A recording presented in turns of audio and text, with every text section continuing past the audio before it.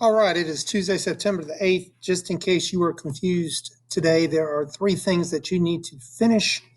The first one is the project discussion.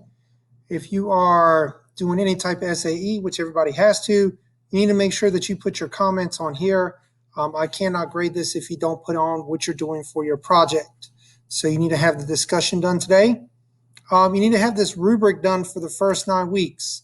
So in Canvas, you have the SAE project discussion. And then when you go back, this is the SAE grading rubric. So make sure you click on the grading rubric, and that is this document right here. I need you to fill in your name, a brief description of what it is you are doing for your project, and then highlight what kind of project it is. Once you do that, today we did the notes. So just kind of scrolling through here real quickly. As we go through, we looked at some pictures. We talked about what was wrong in these pictures. Accidents, the major cause is unsafe actions. You can be told what to do over and over again, but unless you follow directions and do it, you're not going to be safe. Once again, more pictures we looked at, different ways you can prevent accidents. The most effective way you can prevent an accident is by preventing it. And then the second most important way are those things you can use to help minimum the chances of risk, such as safety glasses, guards on equipment, face shields, gloves, whatever the case may be. We talked about what not to do. That's a prime example. You want to make sure you use bolts, not nails. Use the proper equipment for the tools.